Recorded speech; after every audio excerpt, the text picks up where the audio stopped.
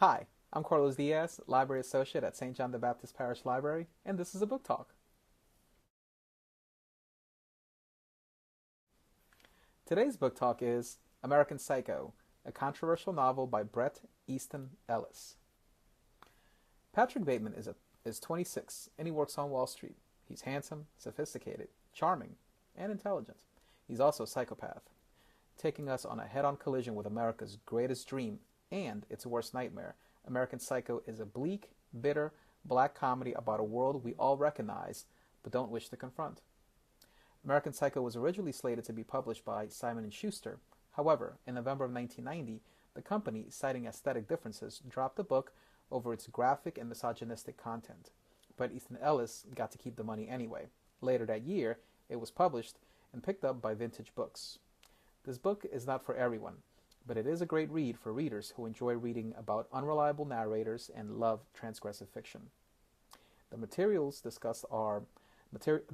discussed are materialism and consumption, identity and isolation, monotony and desensitization, vice and violence, and the truth.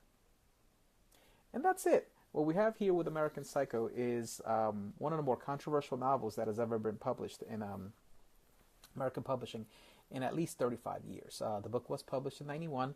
I was 12 that year, so I definitely didn't read it. And truth be told, this is my first time reading the book.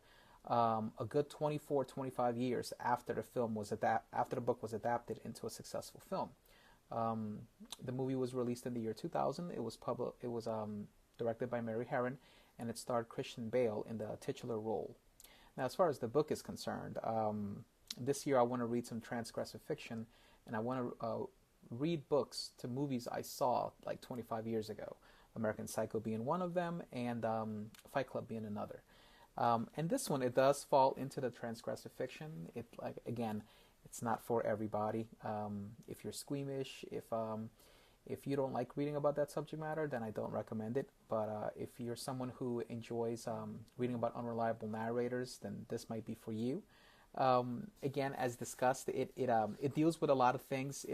What I really like about it is that it puts the text into the context.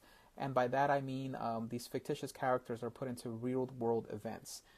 It's set in the 80s, during the yuppies, during the decade of greed, during Reaganomics, and there's a lot of historical context in the novel. There's a lot of historical references that are clearly made, so you can see the parallelism. And Patrick Bateman, he's a rich yuppie.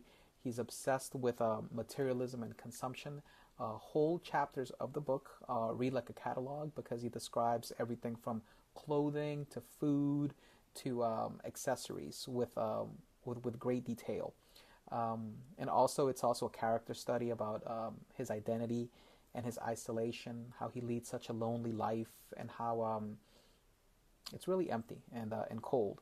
It also deals with monotony and desensitization. Several chapters focus on his daily routine and how he's very meticulous about his personal endeavors, and desensitization because he watches a lot of action movies that have desensitized him to everyday violence and vice, and he engages in a lot of vice, a lot of questionable activities that he does during his off-duty time.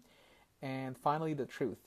This is an unreliable narrator, so take the narrative as you will. He may or may not be telling you the truth about what he does and why he does those things. Again, I enjoyed reading the book. I stress that it's not for everybody. Transgressive fiction normally isn't, but this book is part of our culture. It is firmly cemented in the culture of our society. We do have the book. While I've got my personal copy here in the paperback edition. We do have a copy that's readily available in Libby. It's a digital copy, and it's free for you to check out with your library card. So again, if you want to read a book about a character that's very difficult to understand, and you may not root for him, and he may not have any redeeming qualities. But if you enjoy that type of literature, I highly recommend picking up American Psycho by Bret Easton Ellis. Thank you very much, and this is a book talk.